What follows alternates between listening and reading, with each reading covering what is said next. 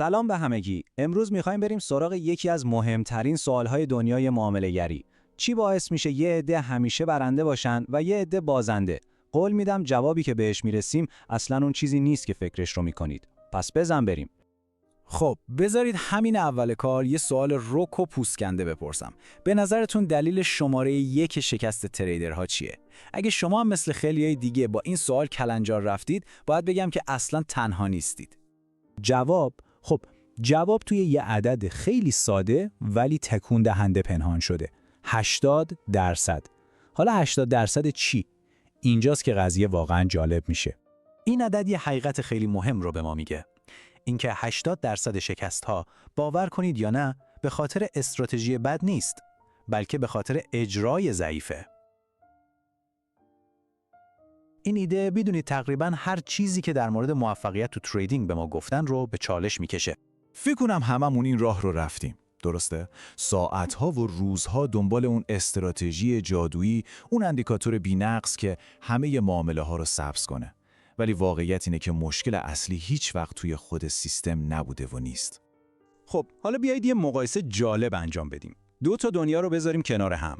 دنیای یه تریدر آماتور و دنیای یه تریدر حرفه‌ای. تفاوت اصلیشون میدونید کجاست؟ توی طرز فکرشونه. ببینید تفاوت رو. ذهنیت آماتور چیه؟ میگه این استراتژی به درد نمیخوره. باید برم یکی دیگه پیدا کنم. همیشه دنبال مقصر بیرونیه. اما حرفه‌ای چی میگه؟ میگه بازار دست من نیست، ولی اجرای من 100% دست خودمه. اون مسئولیت رو به عهده میگیره چون میدونه تنها چیزی که واقعا میتونه کنترل کنه رفتار خودشه.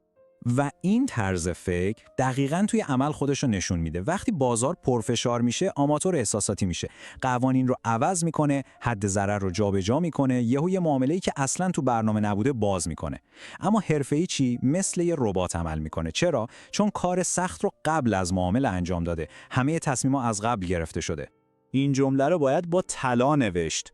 تصمیم‌های مهم قبل از معامله گرفته میشن، نه وسطش. جنگ واقعی میدونید قبل از کلیک کردن روی دکمه خرید یا فروشه. وقتی وارد معامله شدی دیگه وقت تصمیم گیری نیست، وقت اجراست. و این ما رو میرسونه به یه اصل فوق‌العاده کلیدی. این که چطوری معامله میکنی همیشه از اینکه چی معامله میکنی مهمتره. یعنی روش اجرا خود استراتژی رو شکست میده. به این جدول یه نگاه بندازید. خیلی ساده همه چیز رو توضیح میده. شما میتونید یه استراتژی خیلی معمولی داشته باشید، اما اگه اجرای شما عالی باشه، نتیجهتون هم عالی میشه. برعکس، بهترین و پیچیده ترین استراتژی دنیا رو هم داشته باشید، اگه اجرا رو خراب کنید، نتیجه فاجعه کامل. میدونید بازار اصلا براش مهم نیست شما چقدر باهوشید یا استراتژیتون چقدر خفنه. بازار فقط و فقط به یه چیز پاداش میده: انضباط. اگه مثل یه ماشین منظم و با دیسیپلین عمل کنید، نتایجتون هم قابل پیش بینی میشه. ولی اگه هر دفعه یه سازی بزنید، نتایجتون هم شانسی و به احتمال زیاد ضررده میشه. خب تا اینجا فهمیدیم که اجرا کلید اصلیه. اما حالا سوال مهمتر: چرا ما قوانین خودمون رو زیر پا میذاریم؟ چرا با اینکه میدونیم کار درست چیه، باز هم کار اشتباه رو انجام میدیم؟ اینجاست که وارد دنیای پیچیده روانشناسی میشیم. اگه انضباط داشتن اینقدر ساده به نظر میاد، پس چرا اینقدر سخته؟ این سوالیه که فکر کنم هر تریدری یه جایی از خودش پرسیده. جوابش توی تله‌های ذهنی و روانیه که هممون توش میافتیم. ببینید چند تا تله احساسی اصلی وجود داره. اولی ترس از ضرره. همین ترس باعث میشه حد ضررمون رو جابجا کنیم با امید اینکه بازار برگرده. دومی طمعه. باعث میشه بیشتر از چیزی که باید ریسک کنیم. سومی عدم باور به سیستمه. یعنی درست لحظه آخر به استراتژی خودمون شک میکنیم. فشار مالی هم که هست باعث میشه تصمیمات از روی استیصال بگیریم. اینها در واقع دشمنهای اصلی انضباط ما هستن. خیلی خوب، به اندازه کافی از مشکلات گفتیم. حالا بریم سراغ راه حل. چطوری میتونیم این عادتهای حرفه‌ای رو تو خودمون بسازیم؟ خوشبختانه ابزارهایی برای این کار وجود داره. این چکلیست قبل از معامله مثل یه سپر دفاعی در برابر احساساته.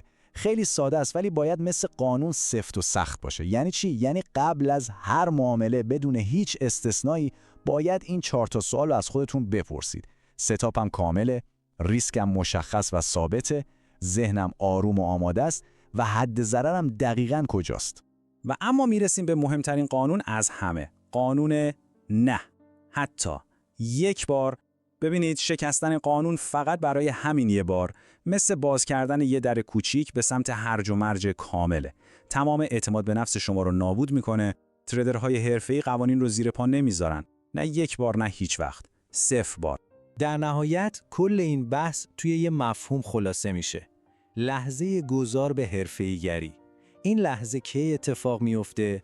دقیقاً وقتیه که یه تریدر دیگه دنبال یه استراتژی بهتر نمیگرده و به جاش تمام تمرکز رو میذاره روی اینکه استراتژی فعلیش رو بی‌نقص اجرا کنه. این یه تغییر کامل در دیدگاهه.